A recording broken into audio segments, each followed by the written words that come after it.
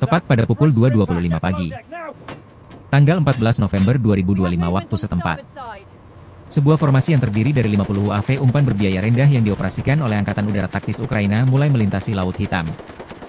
Formasi ini bergerak langsung menuju sabuk pertahanan timur Novorossiysk yang dijaga ketat. Zona tersebut dilindungi oleh jaringan pertahanan udara terpadat di seluruh wilayah Krasnodar.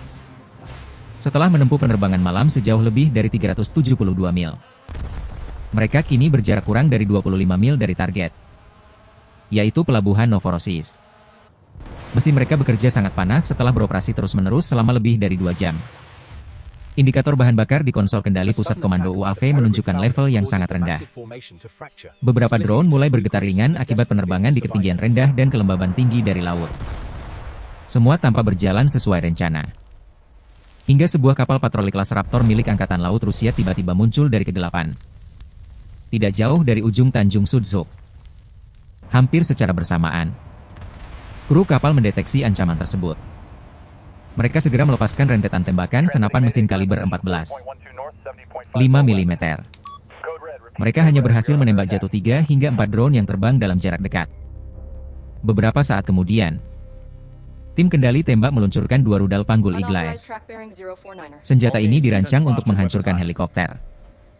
Namun kini ditembakkan ke titik-titik target dengan RCS rendah yang terbang rendah tepat di atas permukaan Laut Hitam. Formasi itu seketika pecah, bagaikan sekawanan burung yang disergap elang. Satu kelompok melesat ke atas, terkejut oleh serangan mendadak. Kelompok lain menukik tajam, terbang sangat dekat dengan permukaan air dan memanfaatkan pantulan gelombang. Sisa drone lainnya mempertahankan arah, menyerap tembakan yang datang. Hasilnya, satu rudal Igla kehilangan kuncian target dan meledak jauh dari sasarannya. Rudal kedua menghantam ekor sebuah UAV, membuatnya terbakar di udara. Namun serangan ini tidak menghentikan kawanan drone umpan untuk terus menekan maju menuju cincin pertahanan udara yang menjaga pelabuhan Novorossiysk. Menyadari mereka tidak dapat menghentikan UAV, kru kapal Raptor segera mengirimkan urutan kode darurat. Kode itu ditujukan ke pos komando pertahanan udara yang berjarak hanya 3 mil. Hanya beberapa detik setelah menerima sinyal darurat, seluruh jaringan peringatan dini yang membentang di Krasnodar, Gelendzhik, dan Novorossiysk seketika memasuki status siaga merah. Jaringan radar 91 N6E Big Bird, 96 L6E, dan stasiun pengawasan elektro-optik mulai menyiarkan peringatan terus-menerus. Beberapa objek mendekat terdeteksi. Ketinggian rendah, kecepatan 140 hingga 170. Kemungkinan besar kawanan UAV. Di dalam Pusat Komando Sistem Pertahanan Udara Terintegrasi, IADS, Rusia Selatan, Letnan Jenderal yang bertugas tidak menunjukkan keraguan.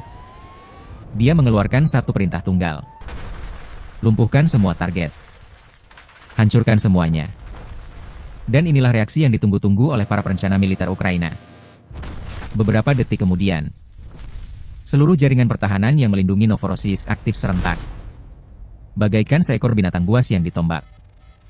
S-400, Buk M2, Tor M2, dan Pansir S-1 semuanya menembak secara bersamaan.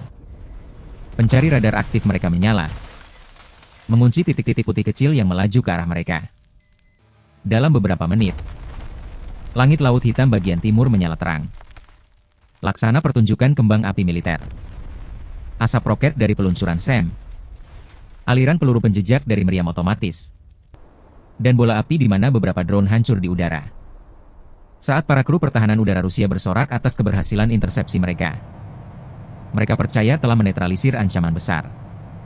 Ratusan mil jauhnya, di dalam bunker komando bawah tanah kecil di Oblast Mykolaiv, tim serang Lyuti sibuk memproses gelombang data baru yang masuk. Pihak Rusia tidak tahu bahwa target yang baru saja mereka hancurkan dengan puluhan juta dolar rudal dan amunisi hanyalah rangka komposit murah. Rangka itu dicetak 3D atau dimodifikasi dari drone komersial bekas yang masing-masing berharga di bawah 10.000 dolar AS. Tujuan mereka di sini bukanlah untuk menghancurkan, tetapi untuk mengumpulkan paket data intelijen yang tak ternilai. Sebuah peta koordinat terperinci baru saja diunggah langsung ke 12 UAV serang Lyuti. UAV ini terbang di belakang kawanan umpan pada jarak 9 mil. Mereka diluncurkan hanya 20 menit setelah kawanan umpan. Segera setelah menerima data target terbaru, kedua belas UAV Liuti serentak mengubah formasi. 4 unit bergerak ke koridor barat. 5 unit terbang menyusuri garis pantai utara Teluk Semes. Sementara 3 lainnya menukik lurus ke celah sempit di antara 2 zona cakupan radar. Celah itu lebarnya hanya 130 hingga 200 kaki. Cukup bagi drone untuk menyelinap tanpa terdeteksi. Setiap UAV Liuti memiliki panjang kurang dari 10 kaki. Dibangun seluruhnya dari material komposit penyerap radar yang mengurangi jejak radarnya, RCS, hingga di bawah 0,05 meter persegi. Lebih kecil dari seekor burung camar laut hitam. Mereka membawa hulu ledak pembakar berpenetrasi tinggi, high penetrator incendiary, dengan bahan peledak seberat hampir 176 pon. Dan terus mendekati target mereka. Pada pukul 3.10 pagi, kedua belas UAV Liuti memasuki fase serangan akhir. Setiap drone menukik ke target yang telah ditentukan. Sementara para perwira Rusia yang bertugas masih sibuk menyusun laporan keberhasilan pertempuran mereka. 2 drone Liuti pertama menghantam langsung stasiun radar 96L6E di gugus pertahanan udara Abraudi Urso. Ini adalah radar peringatan dini senilai $25 juta, yang menjadi mata ketinggian tinggi bagi sistem S-400. Drone pertama menabrak tiang antena yang berputar, menghancurkan seluruh mekanisme pemindaian horizontal. Drone kedua menabrak kabin daya di bagian belakang, memicu ledakan lokal pada sistem kelistrikan dan kontrol. Kurang dari 10 detik kemudian, layar radar di stasiun komando menjadi gelap total.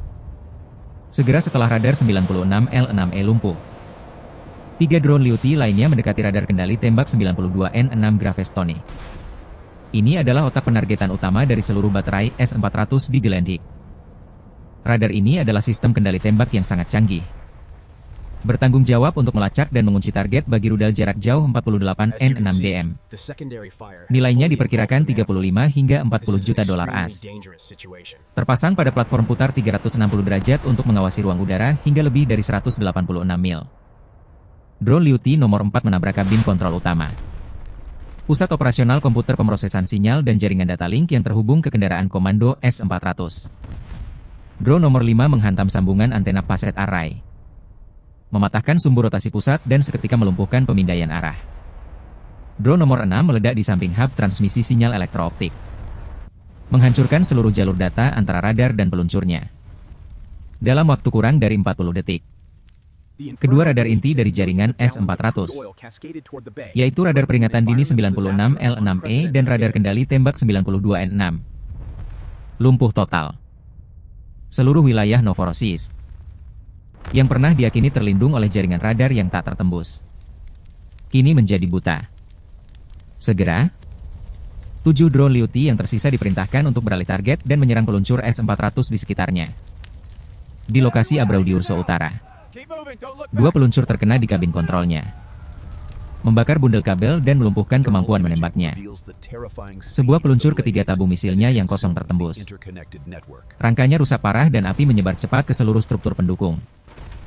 Di Gelendik, peluncur terakhir diserang dari arah laut. Benturan itu mematahkan rangka elevasi, membuat seluruh peluncur tidak dapat mengangkat atau menembakkan misilnya. Menurut laporan gabungan Ukraina, setidaknya 4 peluncur S-400 rusak berat dan 2 radar inti hancur atau tidak dapat dioperasikan. Ini melumpuhkan sepenuhnya perisai pertahanan udara jarak jauh yang menjaga pelabuhan Novorossiysk. Unit Buk dan Tor masih tersisa, tetapi tanpa peringatan dini jarak jauh. Kubah langit yang disebut tak tertembus itu hanya ada di atas kertas. Koridor di garis pantai itu kini terbuka lebar.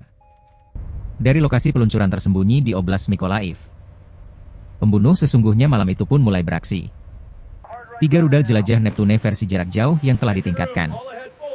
Insinyur Ukraina telah menghabiskan 2 tahun untuk mengubah Neptune dari senjata anti kapal pesisir menjadi rudal serang infrastruktur jarak jauh.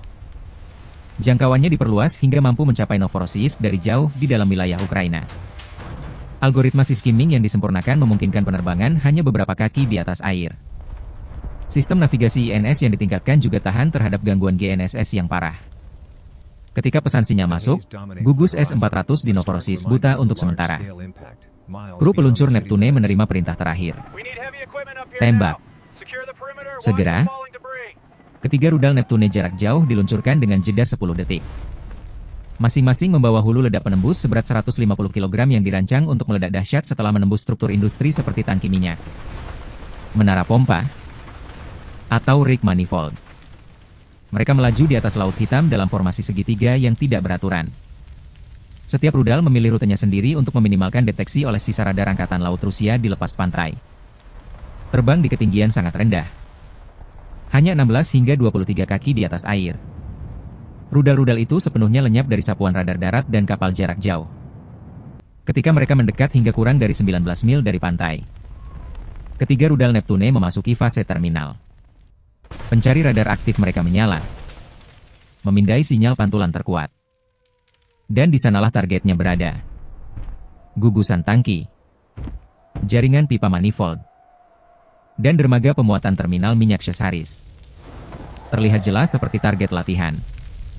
Beberapa detik kemudian, algoritma pencocokan medan radar aktif.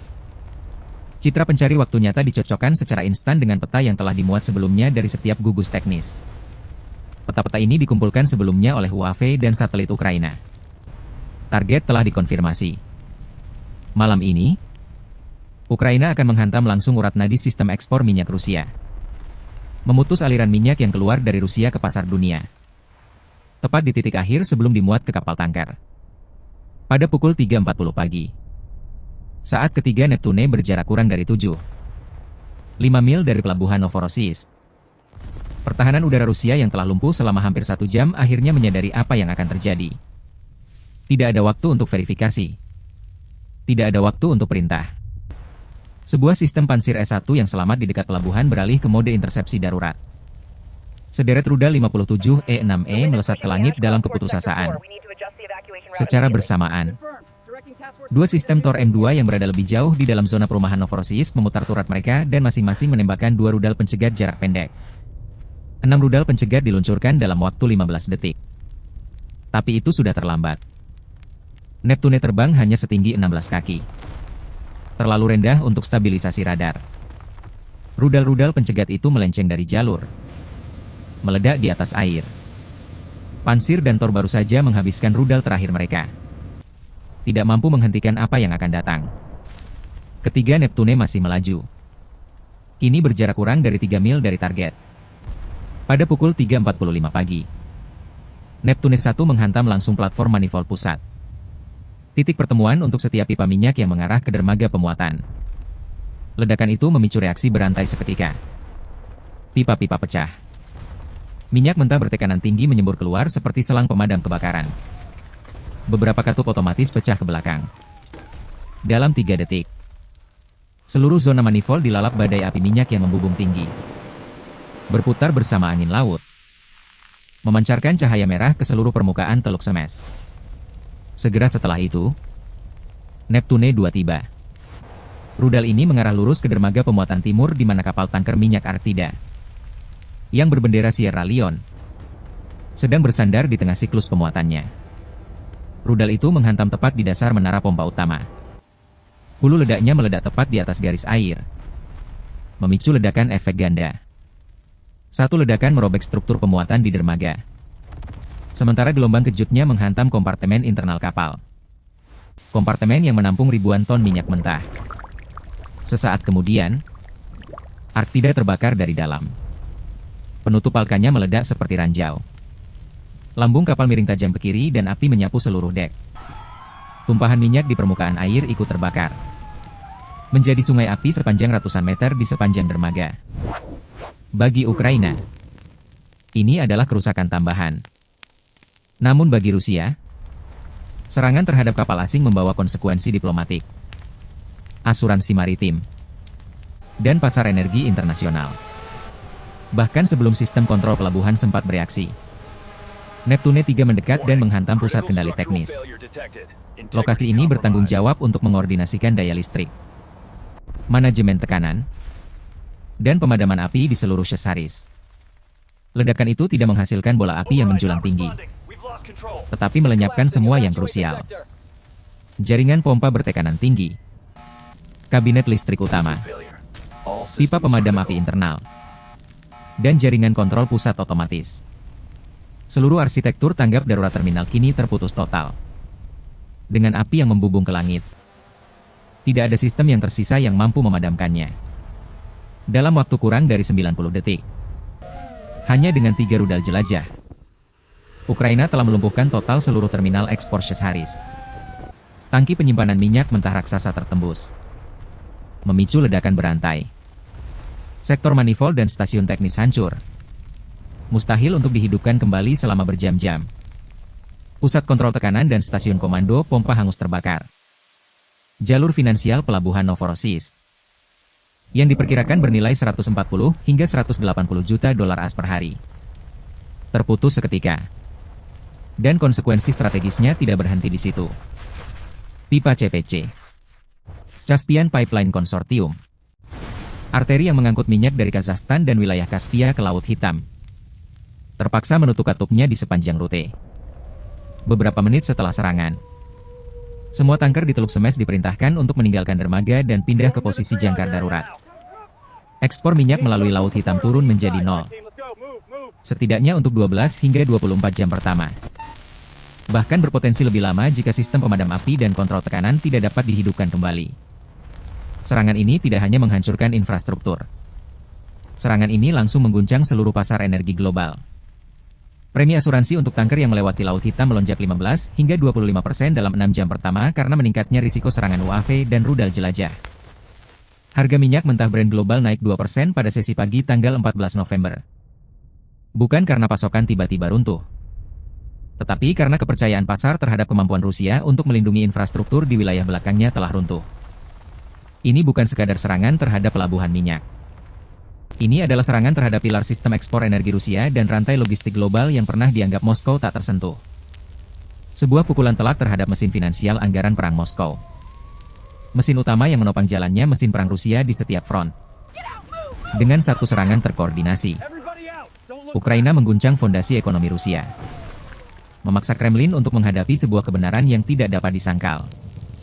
Tidak ada lagi tempat yang aman.